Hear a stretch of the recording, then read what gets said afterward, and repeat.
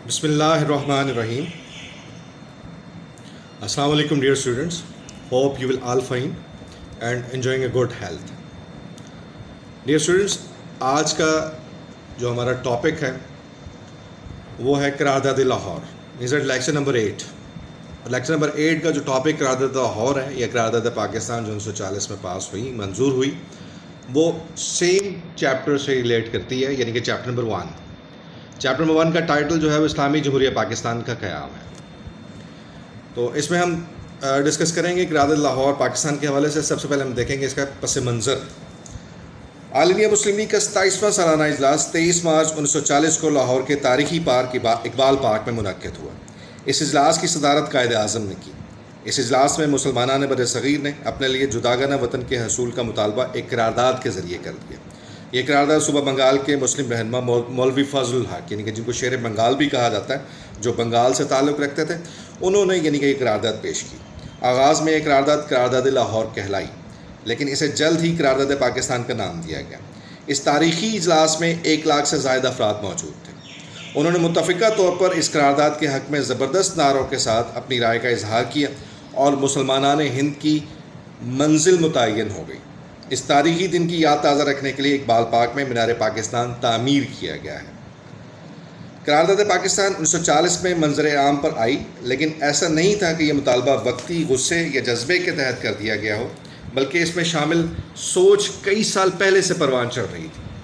مسلمانوں نے جنگ آزادی 1857 میں شکست کے بعد ہی سے ایک علیحدہ خطہ زمین کے حصول کے خواب دیکھنا شروع کر دیے تھے, اور وہ چاہتے تھے کہ ان کا علیحدہ قومی وجود ہر صورت برقرار رہے.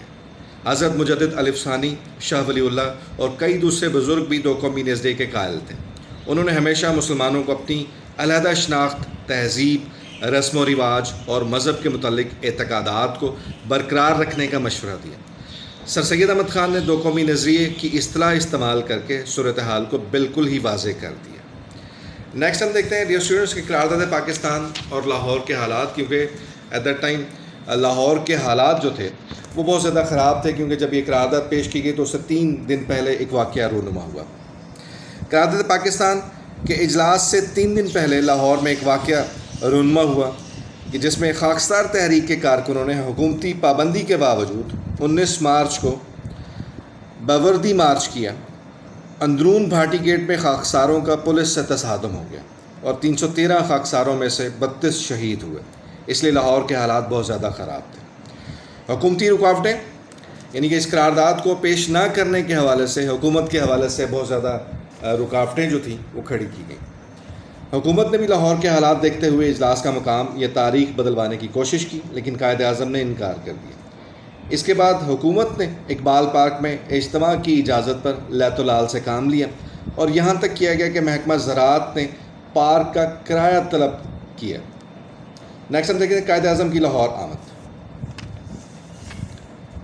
قائد اعظم مولوی فضل الحق کے ہمراہ 21 مارچ کو بذریعہ فرنٹیئر میل لاہور پہنچے تو ان کا شاندار استقبال کیا گیا. قائد اعظم اسٹیشن سے سیدھے خاکساروں کی مزاج پرسی کے لیے گئے. نیکسٹ ہم دیکھتے ہیں اجلاس کا آغاز. 22 مارچ کو آل انڈیا مسلم لیگ کا اجلاس شروع ہوا تو قائد اعظم نے جلسے کی صدارت کی. استقبالیہ خطبہ نواب شاہ نواز خان ممدوٹ نے پڑھا. نیکسٹ ہم دیکھتے ہیں کہ قائد اعظم کا صدارتی خطبہ, کہ اس خطبے میں انہوں نے کیا فرمایا. انہوں نے فرمایا کہ ہندوستان کا مسئلہ فرقہ وارانہ نہیں بلکہ بین الاقوامی ہے. جب تک یہ حقیقت تسلیم نہ کر لی جائے ہر دستور تباہی پر منتج ہوگا. دستور کسے کہتے ہیں؟ دستور جو ہے وہ مترادف ہے آئین کا, اور آئین کو انگلش میں کہتے ہیں کانسٹیٹیوشن. کانسٹیٹیوشن سے کیا مراد ہے یا دستور سے کیا مراد ہے؟ Constitution is a collection of fundamental rules and regulations for the smooth running of the administration of a state. It can be written or in written form. تو انہوں نے کہا کہ ہر دستور تباہی پر منتج ہوگا, اور صرف مسلمانوں کے لیے نہیں, ہندوؤں اور انگریزوں کے لیے بھی نقصان دہ ہوگا. اگر برطانوی حکومت ہندوستان میں امن اور خوشحالی چاہتی ہے تو ہندوستان کو تقسیم کر کے جداگانہ قومی وطن تشکیل دیے جائیں. میجر یعنی کہ ہندوستان, انڈیا اور پاکستان, یعنی کہ 2 ریاستوں کا اعلان کیا جائے. تو قائد اعظم نے یعنی کہ جو خطبہ دیا اس کے اہم نکات جو تھے وہ کیا تھے؟ نمبر 1 کہ مسلمان ہندوؤں سے اپنا جداگانہ سماجی، ثقافتی اور مذہبی نظام رکھتے ہیں۔ سیکنڈلی انہوں نے کہا کہ برصغیر کے متحد رہنے میں مسلمانان برصغیر کے حقوق کسی طرح بھی محفوظ رہنے کا امکان نہیں ہے۔ تھرڈلی انہوں نے کہا کہ جس طرح برطانیہ سے آئرلینڈ الگ ہوا، چیکو سلواکیہ بھی تقسیم کے نتیجے میں قائم ہوا، اسی طرح جنوبی ایشیا کو تقسیم کر کے مسلمانوں کو جداگانہ مملکت بنانے کا حق دیا جائے۔ اور لاسٹلی انہوں نے کہا کہ ہندوستان برطانیہ کی طرح ایک قوم کا مسکن نہیں، اس لیے یہاں مغربی جمہوریت کا نفاذ کامیاب نہیں ہوگا۔ تو اجلاس کا دوسرے دن میں کیا ہوا کہ اجلاس کے دوسرے دن یعنی کہ 23 مارچ 1940 کو شیر بنگال مولوی فضل الحق نے قائد اعظم کی صدارت میں عوام کے سامنے قرارداد برائے تقسیم ہندوستان پیش کیے، جس کو بڑے جوش و خروش سے عوامی حمایت ملی۔ قرارداد پاکستان کے بنیادی نکات کے حوالے سے اگر ہم دیکھیں تو نیکسٹ سلائیڈ پہ قرارداد پاکستان کے بنیادی نکات، جن میں سب سے پہلا نقطہ جو تھا وہ یہ پیش کیا گیا کہ باہم متصل اکائیوں کی نئے خطوں کی صورت میں حد بندی کی جائے، شمال مغرب اور مشرق میں مسلم اکثریت والے علاقوں میں آزاد مسلم مملکتیں قائم کی جائیں۔ نمبر 2 تقسیم کے بعد ہندو اکثریتی علاقوں میں مسلم اقلیت کے حقوق کے تحفظ کا مناسب بندوبست کیا جائے، یعنی کہ جہاں پر مسلمان جو ہیں وہ اقلیت میں ہیں اور وہ صوبے یعنی کہ جہاں پر ہندوؤں کی اکثریت ہے لیکن وہاں پر مسلمان بھی آباد ہیں، لیکن وہاں پر ایز اے منورٹی کے حوالے سے انہیں جانا اور پہچانا جاتا ہے، تو وہاں پر بھی ان کے حقوق کا مناسب تحفظ اور بندوبست کیا جائے۔ کیونکہ جو 6 صوبے جو تھے یعنی کہ جو ہندو میجورٹی کے صوبے تھے، جن میں اگر آپ دیکھیں تو اس میں بامبے، مدراس، اڑیسہ، بہار، یو پی، سی پی، اتر پردیش، سینٹرل پردیش، تو یہ ایسے صوبے تھے جہاں پر ہندو جو تھے وہ اکثریت میں تھے لیکن وہاں پر مسلمان بھی آباد تھے۔ تو اس لیے یعنی کہ انہیں اگر وہاں پر ایک اقلیت ہونے کے ناطے یعنی کہ کم اکثریت ہونے کے ناطے انہیں تسلیم کیا جاتا ہے تو وہاں پر ان کے مناسب حقوق کا بھی بندوبست کیا جائے۔ اور اس کا لاسٹ یعنی کہ جو قرارداد پاکستان کے بنیادی نکات میں سے لاسٹ نقطہ تھا وہ یہ تھا کہ تقسیم کے علاوہ برصغیر میں کسی دوسری اسکیم کو منظور نہیں کیا جائے گا۔ ٹھیک ہے، نمبر نیکسٹ ہم دیکھتے ہیں قرارداد پاکستان کی حمایت۔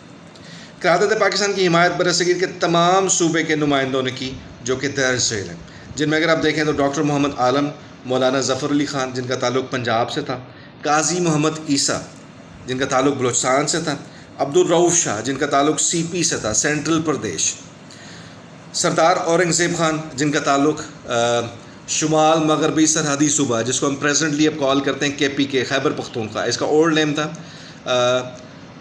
نیم تھا شمال مغربی سرحدی صوبہ NWFP، north west frontier province, تو ان کا تعلق اس صوبے سے تھا۔ عبدالحمید ان کا تعلق مدراس سے تھا، سر عبداللہ ہارون ان کا تعلق سندھ سے تھا، چودھری خلیق الزماں اور بیگم محمد علی جوہر ان کا تعلق جو تھا وہ UP سے تھا، اتر پردیش سے تھا۔ اور II چندری گڑھ یعنی کہ II اسٹینڈ فار ابراہیم اسماعیل چندری گڑھ، چندری گڑھ that is a name of a place یعنی کہ سٹی، ایک شہر کا نام ہے، مقام کا نام ہے جو آج بھی انڈیا میں ہے اور یہ بامبے پروونس میں ہے۔ تو یہ پاکستان کے وزیر اعظم بھی رہے بعد میں، تو انہوں نے بھی یعنی کہ قرارداد پاکستان کی حمایت کی، ان کا تعلق بامبے سے تھا۔ بیگم مولانا محمد علی جوہر کی تقریر، مولانا محمد علی جوہر نے قرارداد پاکستان کے حوالے سے تقریر کی، تو انہوں نے کہا کہ انہوں نے اپنی تقریر میں قرارداد پاکستان کی بہت حمایت کی۔ انہوں نے قرارداد لاہور کو سب سے پہلے قرارداد پاکستان کا نام دیا، یعنی کہ وہ پہلی خاتون تھی جنہوں نے قرارداد لاہور کو قرارداد پاکستان کا نام دیا۔ وہ کیوں دیا کہ اس سے پہلے اگر آپ دیکھیں تو 1933 میں چودھری رحمت علی جو ایک ینگ اسٹوڈنٹس سے کیمبرج یونیورسٹی سے، انہوں نے فرسٹلی برصغیر پاک و ہند میں مسلمانوں کی علیحدہ ریاست کے لیے ایک نام تجویز کیا، یعنی کہ جو پاکستان رکھا گیا 1933 میں۔ اور یہ اس کا ذکر انہوں نے اپنے 4 پیجز جو پامفلٹ جو تھا انہوں نے شائع کیا، جس کا ٹائٹل جو تھا وہ نا اور نیور، کہ اب نہیں تو کبھی نہیں، یہ اس میں یعنی کہ یہ نام جو تھا وہ تجویز کیا گیا۔ اور اس قرارداد میں یہ قرارداد لاہور تھی، تو اس کے بعد پھر یعنی کہ بیگم مولانا محمد علی جوہر جو تھی وہ فرسٹ لیڈی تھی اور فرسٹ پرسن تھی جنہوں نے قرارداد لاہور کو قرارداد پاکستان کا نام دیا۔ قرارداد پر اب ہم دیکھتے ہیں کہ قرارداد پر رد عمل۔ تو قرارداد پر رد عمل کے حوالے سے یعنی کہ 2 کمیونٹیز جو تھیں ان کا ریئیکشن ہم نے دیکھنا ہے. فرسٹلی ہم دیکھیں گے کہ ہندوؤں کا کیا رد عمل تھا. قرارداد پاکستان پر ہندو رہنما اور ہندو میڈیا نے شدید تنقید کی، جبکہ مسلمانوں نے اسے مسلمانان بر صغیر کے مستقبل کے لیے خوش آئند کہا. اس پہ یعنی کہ ڈیفرنٹلی اگر آپ دیکھیں تو وہ ڈیفرنٹلی ہندو لیڈرز جو تھے انہوں نے یعنی کہ اس کو کرٹیسائز کیا، اس ریزولوشن کو، اس قرارداد کو، جن میں موہن داس گاندھی نے قرارداد پاکستان کے رد عمل میں کہا کہ ہندوستان ہماری ماتا ہے اور ہم اپنی ماتا کے ٹکڑے نہیں ہونے دیں گے. سیکنڈلی راج گوپال آچاریہ انہوں نے کیا کہا کہ جناح کا تقسیم کے لیے یہ لایا عمل ایسا ہی ہے جیسے ایک گائے کی ملکیت کا 2 بھائیوں کے درمیان جھگڑا ہوا ہو اور وہ اس گائے کے 2 ٹکڑے کر کے اسے باہم بانٹ لیں. نیکسٹ ہم دیکھتے ہیں کہ جواہر لال نہرو انہوں نے یعنی کہ اس قرارداد کے حوالے سے اپنے کیا کامنٹس پیش کیے. انہوں نے کہا کہ پاکستان کی ساری اسکیم احمقانہ ہے اور اس اسکیم کا تصور 24 گھنٹوں سے زیادہ عرصے تک قائم نہیں رہ سکے گا. اور نیکسٹلی اگر ہم دیکھیں تو اس پہ ہندوستانی پریس یعنی کہ جو پرنٹ میڈیا تھا، ہندوستانی اخبارات تھے، انہوں نے بھی یعنی کہ اس قرارداد کی بہت زیادہ مخالفت کی. دی ہندوستان ٹائمز نے لکھا کہ کسی بھی قوم کے اطمینان کے لیے ہندوستان کی وحدت ختم کرنا یہاں کے عوام کی ترقی اور امن و سلامتی کو تباہ کرنے کے مترادف ہوگا. مغربی پریس، ویسٹرن میڈیا جو پرنٹ میڈیا تھا، انہوں نے کیا کہا کہ برطانیہ کے اخبارات اور رسائل نے قرارداد کو اہمیت نہ دی اور تمام اخبارات نے صرف ایک کالمی خبر شائع کی اور بہت کم تبصرہ کیا گیا اس قرارداد پر. اب مسلم رہنماؤں کا رد عمل ہم دیکھتے ہیں کہ اس پر یعنی کہ مسلم رہنماؤں نے کیا رد عمل دیا. مسلم رہنماؤں نے اس قرارداد کو مسلمانان بر صغیر کی بڑی کامیابی قرار دیا. مولانا شبیر احمد عثمانی، مولانا اشرف علی تھانوی اور مولانا ظفر احمد انصاری وغیرہ نے اس قرارداد کا بھرپور ساتھ دیا. That's all from my side dear students.